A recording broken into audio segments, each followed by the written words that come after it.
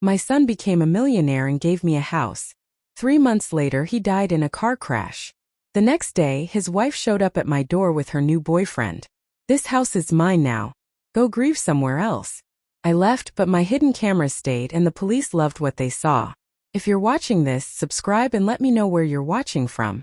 I'm Dorothy Williams, 67 years old, and I thought I'd seen the worst of human nature during my 35 years teaching high school. Boy, was I wrong. Nothing prepared me for what my own daughter-in-law would do the day after we buried my son. It was a gray Tuesday morning when Tiffany showed up at my front door, clicking her acrylic nails against her designer purse. She wasn't alone. Behind her stood a man I'd never seen before. Tall and broad-shouldered, wearing work boots and a smirk that made my skin crawl. "Dorothy, we need to talk," Tiffany announced, pushing past me into the foyer without invitation. The nerve of that woman never ceased to amaze me. "About what, dear?" I asked, though something cold was already settling in my stomach. Marcus had been dead exactly 24 hours. The funeral flowers were still fresh in the living room. "About this house." She gestured around with theatrical drama. "Rick here is a contractor. We've been discussing some renovations." Rick. So that was his name. I studied his face, noting the way his eyes appraised my home. Like he was already that I am today. It was scary. "But Marcus gave me this house 3 months ago. The deed is in my name." Tiffany's laugh was sharp as broken glass. "Oh honey, there's so much you don't understand. See, Marcus was planning to contest that little gift. He told me all about it. Said giving you the house was a mistake. That you manipulated him when he was vulnerable after his promotion." My chest tightened. Marcus had given me this house freely, lovingly after his company went public, and he'd made more money than he'd ever dreamed. We'd stood right here in this very foyer when he handed me the keys, tears in his eyes as he hugged me. "That's not true," I whispered. "Isn't it?" Tiffany stepped closer, her perfume cloying and overwhelming. "Face it, Dorothy. You're an old woman with nowhere else to go. Marcus felt sorry for you, but he was going to fix his mistake. Since he can't do it himself anymore, I'm handling it for him." Rick spoke for the first time, his voice growly and unpleasant. "Look, lady, we can do this easy or hard, but we're moving in next week. The renovation starts Monday." I stared at them both, my mind reeling. Yesterday, I'd buried my only child. Today, his wife was throwing me out of my home with a stranger who talked like a thug. "I need time to process this," I said finally. "You have until Friday," Tiffany replied, checking her phone like this conversation bored her. "Rick needs to start the demolition on the kitchen. We're going completely open concept." They left without another word, climbing into a massive pickup truck that definitely hadn't belonged to my refined son.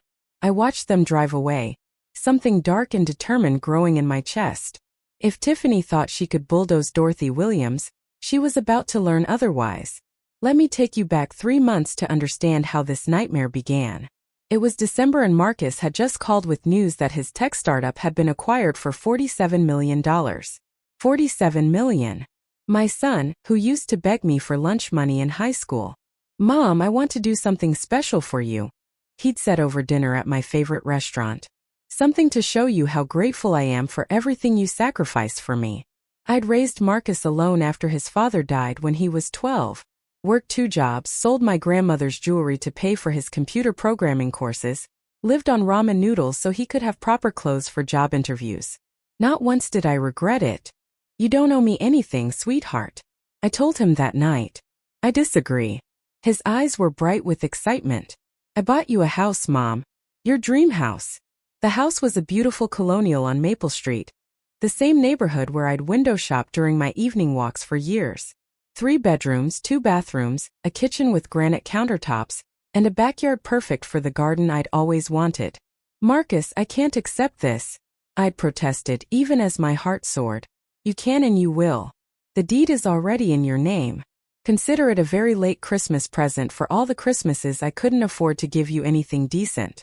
Tiffany had been notably quiet during this conversation. She'd married Marcus 2 years earlier. A whirlwind romance that started when she was his dental hygienist, 24 years old to his 39, blonde and beautiful and utterly captivated by his sudden wealth. "What does Tiffany think about this?" I'd asked gently. "Tiffany understands how important you are to me.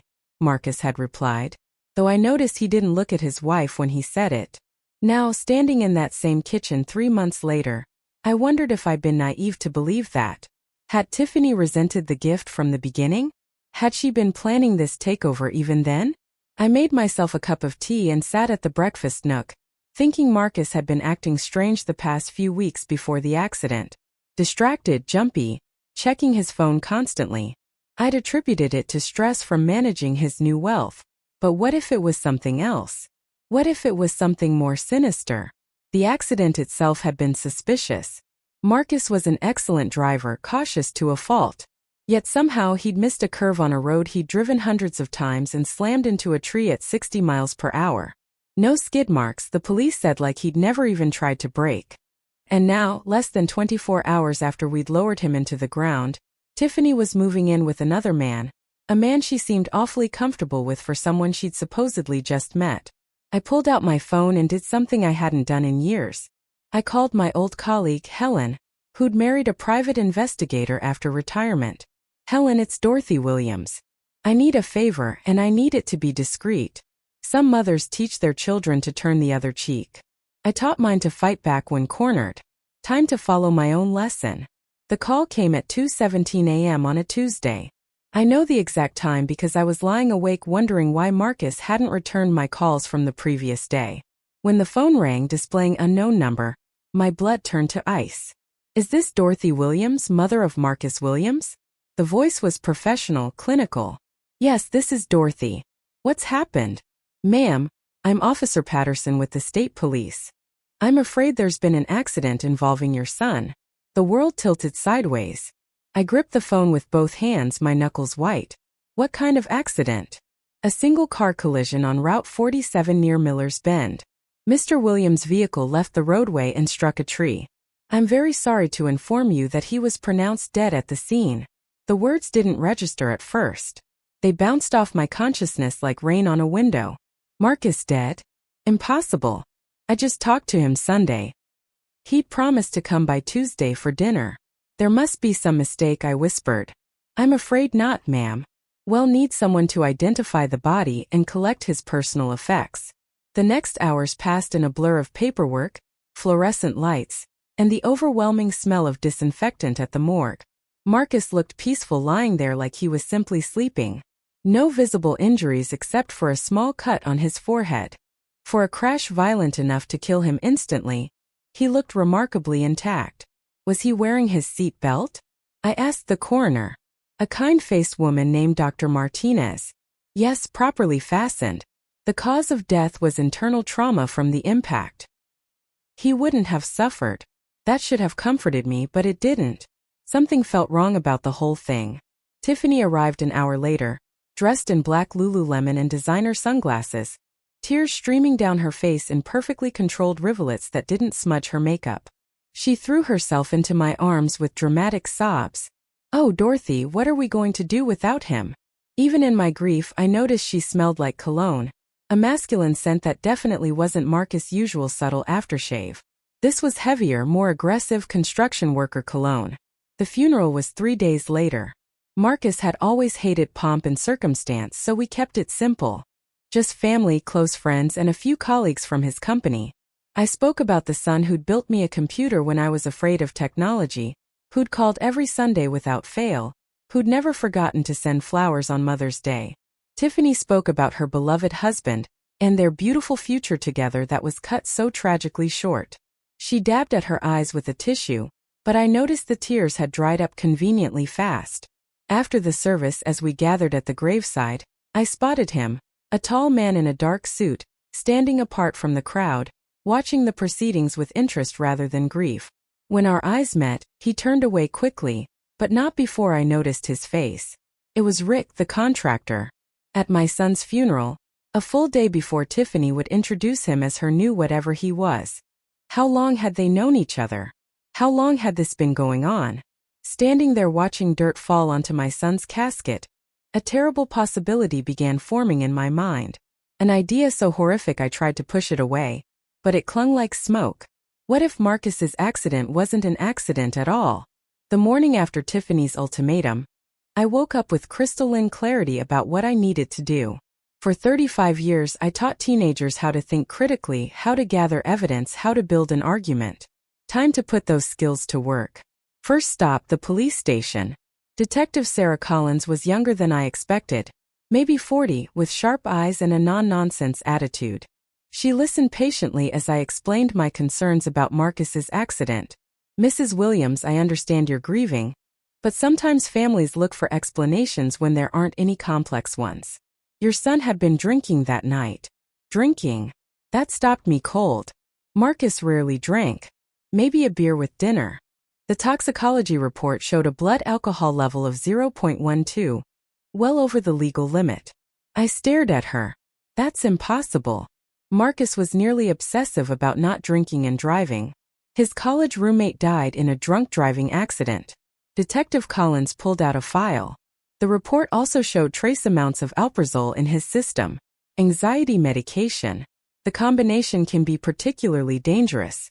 Marcus wasn't taking any anxiety medication. I'd have known. Ma'am, with respect, adult children don't always share everything with their parents. Your son had recently come into significant wealth. That kind of sudden change can cause stress, lead to substance use. I wanted to argue, but I could see the skepticism in her eyes. To her, I was just another grieving mother unwilling to accept an uncomfortable truth about her child. What about his wife? I asked. Have you looked into her background? Mrs. Williams, are you suggesting your daughter-in-law had something to do with this? When she said it out loud, it sounded ridiculous, like something from a bad TV movie. I'm just asking if you've investigated all possibilities. We conducted a thorough investigation. There's no evidence of foul play. I'm sorry for your loss, but sometimes accidents are just accidents.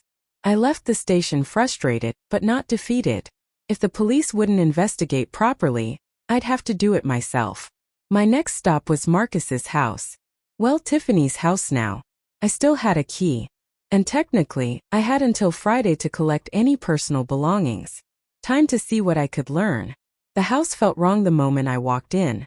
Tiffany had already started packing away Marcus things. His photos replaced with generic artwork. His books boxed up like they'd never mattered. It looked like someone trying very hard to erase all evidence that Marcus Williams had ever lived there. In his home office, I found his laptop, password protected of course, but I knew my son. His password had been the same since college. Dorothy 1956. My name and birth year. What I found made my blood run cold. The browsing history showed Marcus had been researching divorce lawyers. Not just casual browsing. He'd filled out consultation request forms with 3 different firms, all dated within the 2 weeks before his death. More disturbing were his recent bank statements. Large cash withdrawals, much larger than his usual spending patterns. 10,000 here, 15,000 there, always in cash. Always on days when Tiffany had been out of town for her frequent spa weekends. The last entry was the most telling. A transfer of $50,000 to an account I didn't recognize completed just 3 days before his death. I heard a car in the driveway. Tiffany was back. Quickly, I photographed the bank statements with my phone and closed the laptop. By the time Tiffany walked through the front door with her arms full of shopping bags, I was innocently sorting through Marcus' book collection. Dorothy, what are you doing here? Her voice was sharp with suspicion. Collecting some of Marcus' things. You said I had until Friday. She set down her bags and watched me carefully. Take whatever you want. Most of it's going to charity anyway. I held up a photo of Marcus at his college graduation. He was so proud that day. Do you mind if I take this? Sure. Her answer was too quick, too careless for someone discussing mementos of their dead husband. As I packed Marcus' things, I made a decision. Tiffany could have the house. She could play grieving widow for the cameras. But she'd forgotten one crucial detail. She was dealing with a woman who'd spent decades outsmarting teenagers. And if there was one thing I'd learned in all those years, it was that everyone eventually reveals their true nature. They just need the right audience. Friday morning arrived with the kind of cold rain that seeps into your bones. I stood in my empty kitchen, watching Tiffany and Rick direct a crew of movers like they were staging a military operation. They'd given me until noon to clear out completely. I'd spent the previous 3 days making arrangements, finding a furnished apartment across town, and most importantly, installing my insurance policy. Dorothy, you about ready? Rick called out, his tone falsely cheerful. Up low, I could see he was handsome in a rough way. The kind of man who probably charmed women easily. The kind Marcus would have hated. Almost finished, I replied, wheeling my last suitcase toward the door. Tiffany appeared from the living room, surveying the space like a queen claiming her kingdom. We really appreciate you being so understanding about this, Dorothy. I know it's hard, but Marcus would have wanted what's best for both of us. The audacity was breathtaking. She was rewriting history in real time, making herself the reasonable one in this scenario. Of course, dear, I said sweetly. I just want what Marcus would have wanted, too. What I didn't mention was the 4 tiny cameras I'd strategically placed throughout the house over the past 3 days. State-of-the-art devices, no bigger than shirt buttons, wireless and completely undetectable, unless you knew exactly where to look. My friend Helen's husband had been most helpful in selecting the right equipment for home security. I told him, which wasn't entirely a lie. 2 cameras covered the living room from different angles. 1 monitored the kitchen and dining area.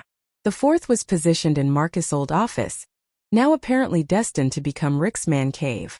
Each camera fed to an app on my phone and a backup drive that would store everything automatically. Whatever Tiffany and Rick were planning, I'd have a front row seat. Well, I said, taking one last look around the home my son had given me. I suppose this is goodbye. Tiffany actually had the nerve to hug me. You take care of yourself, Dorothy. And remember, you're always welcome to visit. Visit in my own house. The woman had steel nerves. I'll give her that. I drove away slowly, checking my rearview mirror until the house disappeared behind the trees. Then I pulled into the parking lot of a coffee shop 6 blocks away and opened the camera app on my phone. Perfect. Crystal clear video of Tiffany and Rick already making themselves at home.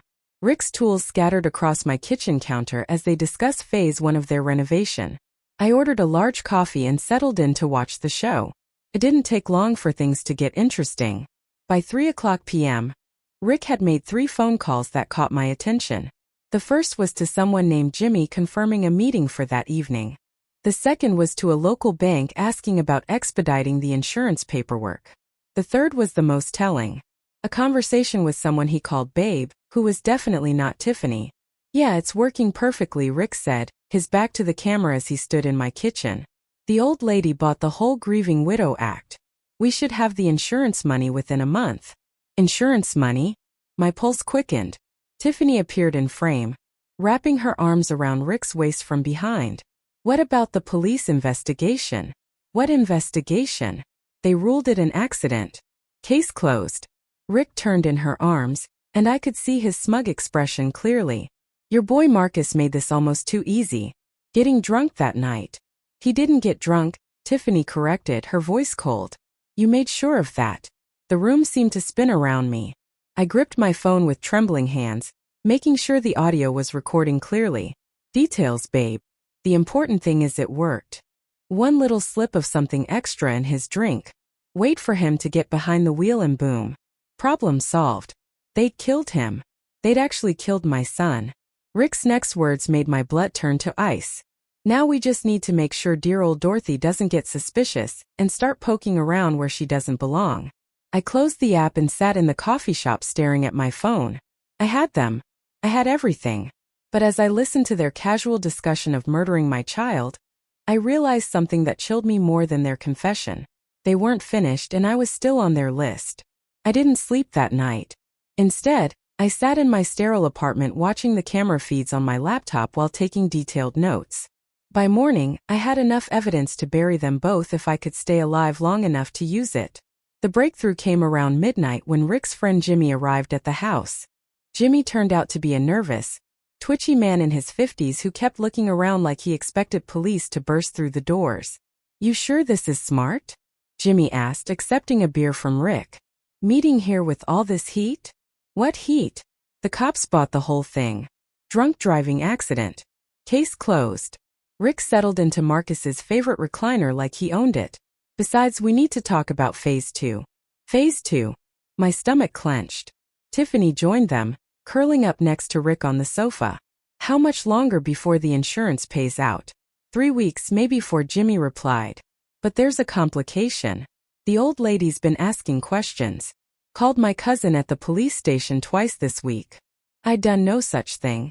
But apparently my single visit to Detective Collins had made an impression. What kind of questions? Rick's voice had turned dangerous. About the toxicology report, about whether they tested for other substances besides alcohol. The three of them sat in silence for a moment. Then Tiffany spoke, her voice matter-of-fact in a way that made my skin crawl. Maybe Dorothy needs to have an accident too. Tiff, that's Jimmy started. Jimmy what? She's old. She's been acting erratic since Marcus died. Who would question it if she fell down some stairs? Or maybe had a little car trouble on one of those winding country roads she likes to drive. Rick was nodding thoughtfully. Actually, that's not a bad idea. Clean up the loose end before it becomes a problem. I frantically saved the video file. My hands shaking so badly I could barely work the controls. They were planning to kill me. These monsters who had murdered my son were now calmly discussing my death, like they were planning a vacation. The beauty of it, Tiffany continued, is that Dorothy's been so grief-stricken, so confused about the house situation. If something happened to her now, people would just think the poor thing finally succumbed to the stress. Plus, Rick added with a grin that made me nauseous. She's got a decent life insurance policy. 25 grand. Not huge but worth the effort. How did he know about my life insurance? Had Tiffany somehow accessed my personal papers? Jimmy stood up abruptly. Look, I helped you with Marcus because he was going to divorce Tiffany and you'd lose everything. But killing old ladies, that's where I draw the line. Relax, Rick said. We're just talking. Dorothy's not going anywhere.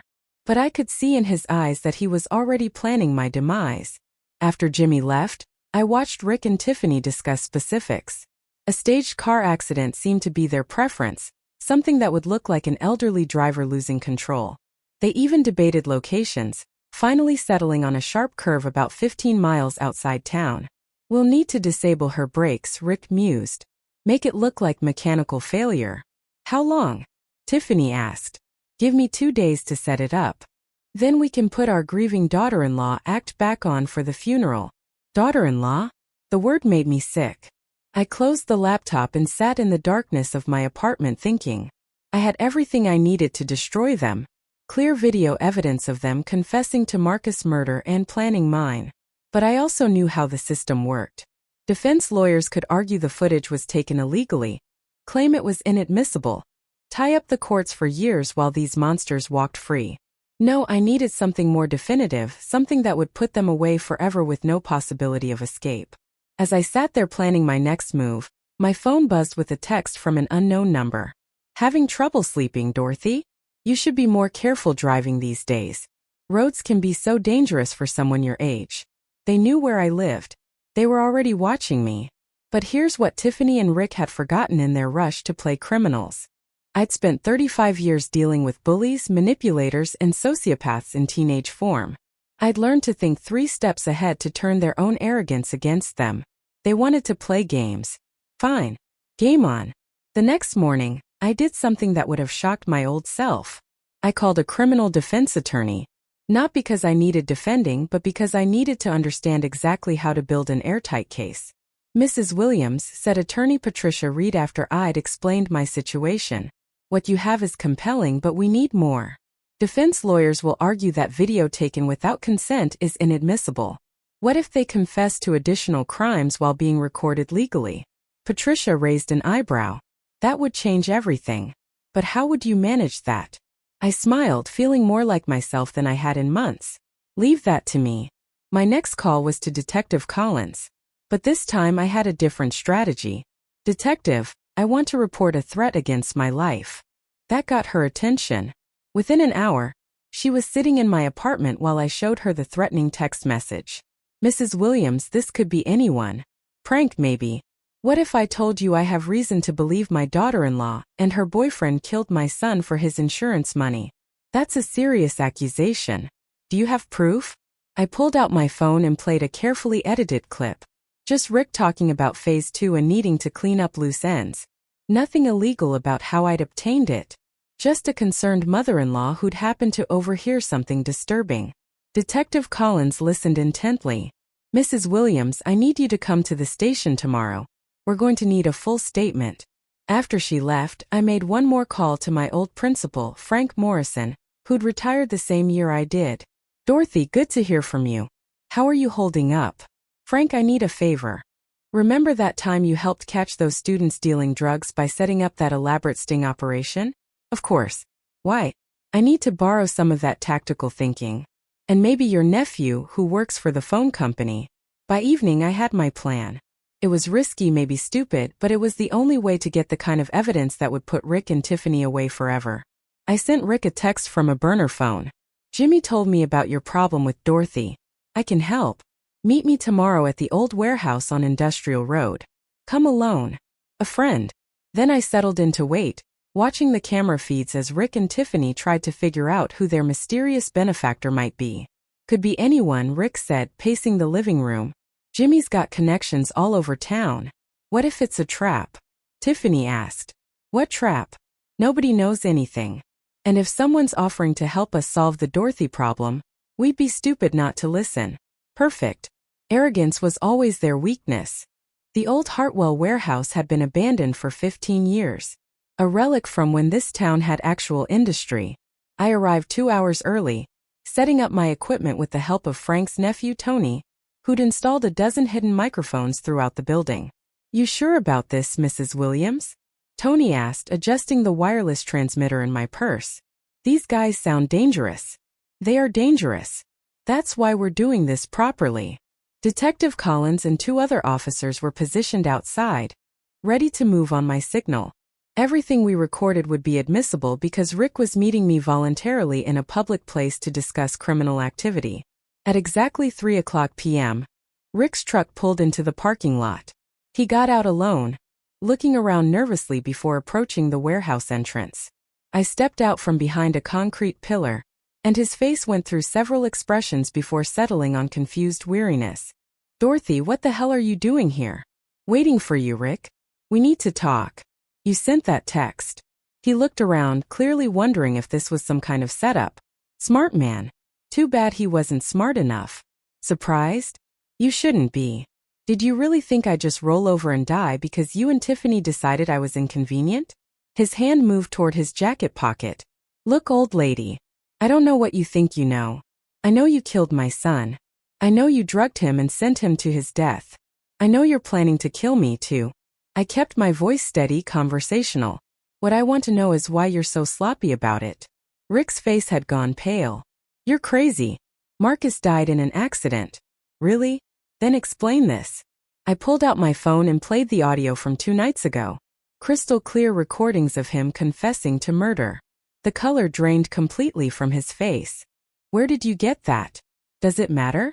The question is, what are you willing to do to keep it from reaching the police? Now I had his full attention. This was the crucial moment. Get him to incriminate himself further or risk everything on what I already had. What do you want? He asked quietly. I want the truth. All of it. Why Marcus? What was worth killing him for? Rick glanced around one more time, then seemed to make a decision. Fine. You want the truth? Your precious son was going to divorce Tiffany. We'd have gotten nothing. She'd been married to him less than 2 years. No alimony, no community property, nothing. So you killed him for money. We killed him because he was about to destroy our future. Tiffany and I have been together for 3 years.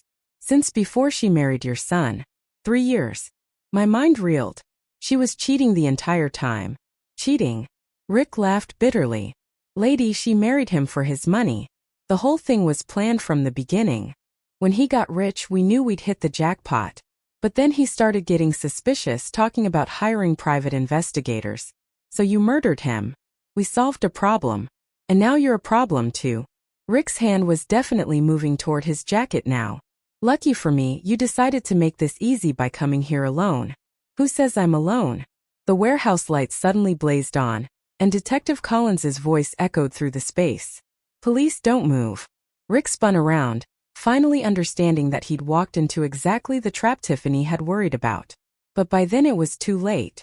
They had everything they needed, recorded in perfect clarity. As they cuffed him, Rick looked at me with pure hatred. You think this is over? Tiffany will never talk. You can't prove anything about Marcus. I smiled, feeling a satisfaction deeper than anything I'd experienced in years. Oh, Rick, you have no idea what's coming next.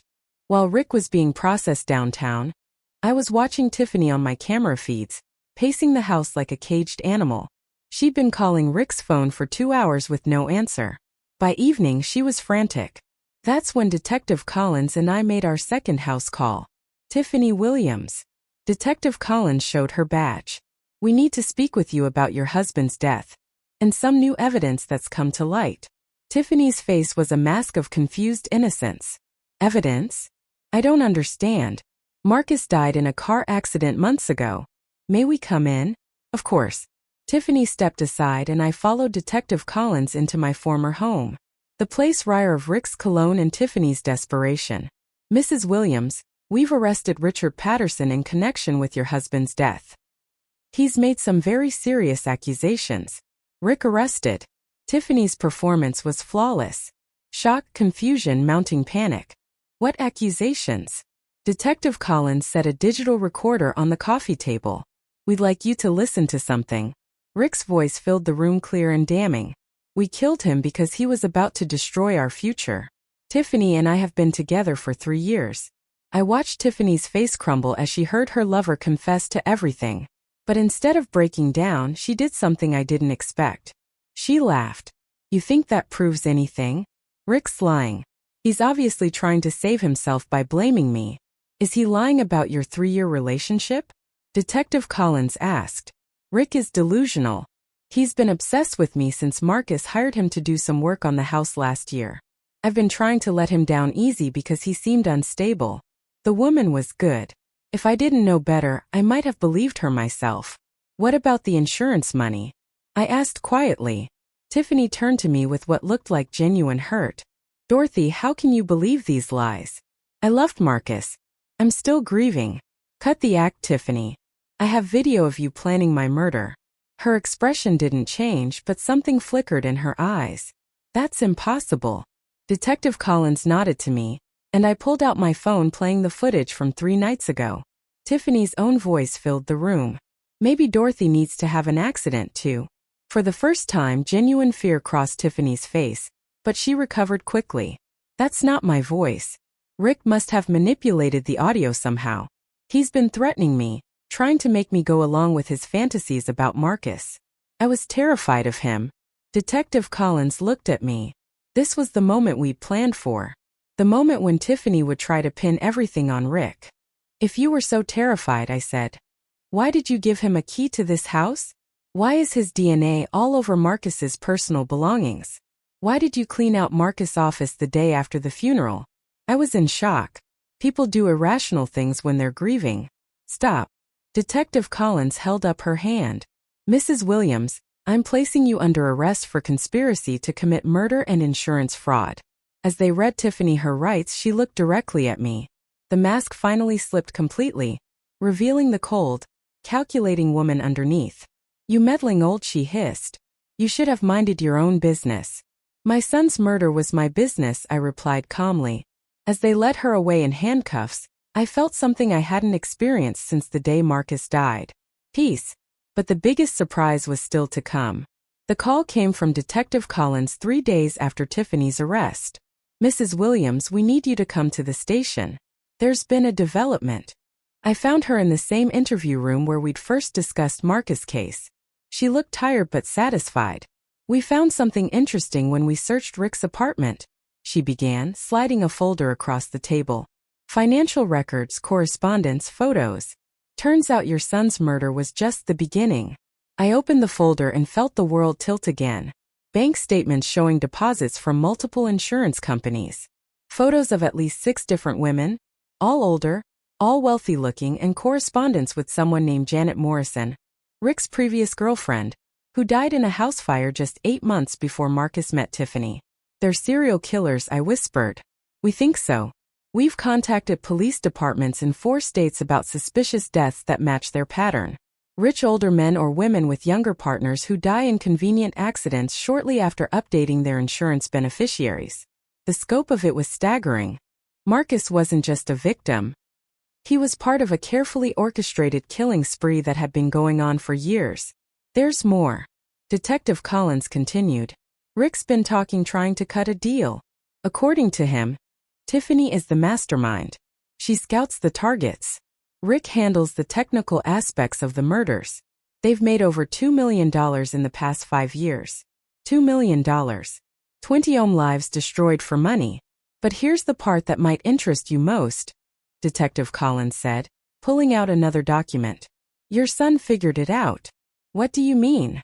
Marcus had been conducting his own investigation.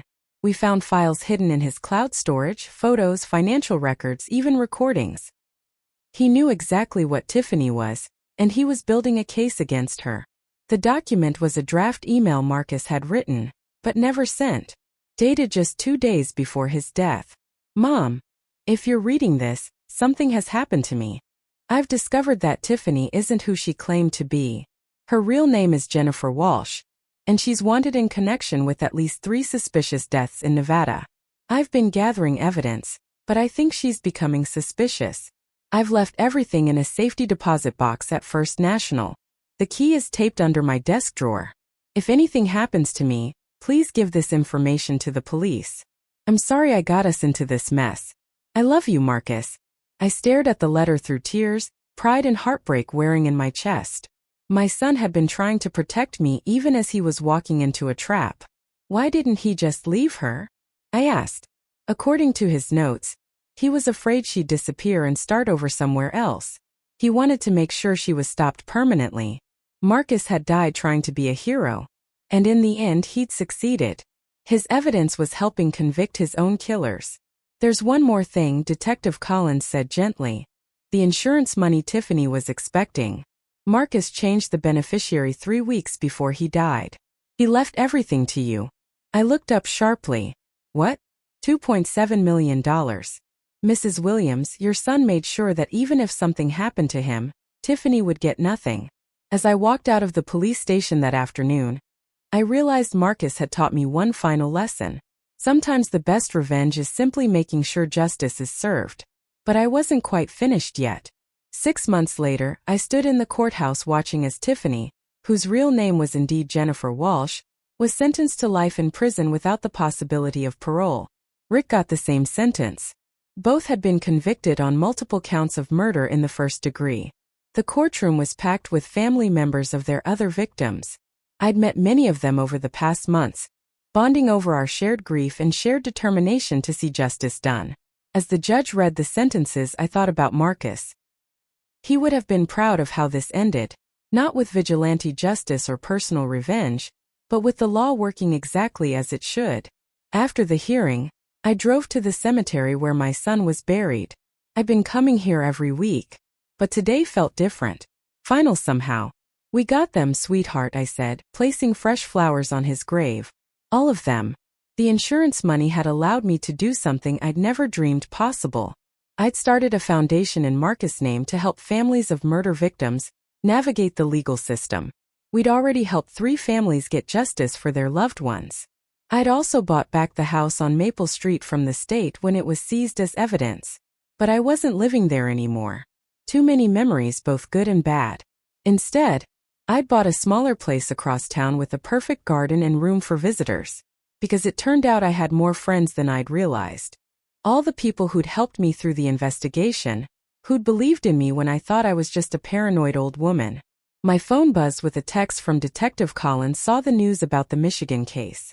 3 more convictions thanks to Marcus's evidence. You should be proud. I was proud. Not just of Marcus but of myself. I'd faced down killers, outsmarted criminals, and proven that being 67 years old didn't mean being helpless. As I walked back to my car, I thought about the young teachers I used to mentor. The ones who'd ask how to handle difficult students or impossible parents. Trust your instincts, I'd always told them. When something doesn't feel right, keep digging until you find the truth. It had taken me 67 years to fully follow my own advice, but better late than never. I'd learned that grief doesn't have to make you weak. Sometimes it can make you strong enough to fight for justice, smart enough to outthink criminals, and brave enough to risk everything for the truth. And sometimes, just sometimes, the good guys really do win. As I drove home through the town where I'd lived my entire life, I felt something I hadn't experienced in years. Genuine happiness. Not the temporary kind that comes from small pleasures, but the deep satisfaction that comes from knowing you've made a difference. Marcus was gone and nothing would ever change that. But his killers would never hurt anyone else again. And maybe somewhere he was proud of his old mom for refusing to go quietly into the night. After all, I taught high schoolers for 35 years. Did Tiffany and Rick really think they could outsmart someone who dealt with teenage sociopaths for decades? They'd picked the wrong mother to mess with, and now they had the rest of their lives in prison to regret that mistake.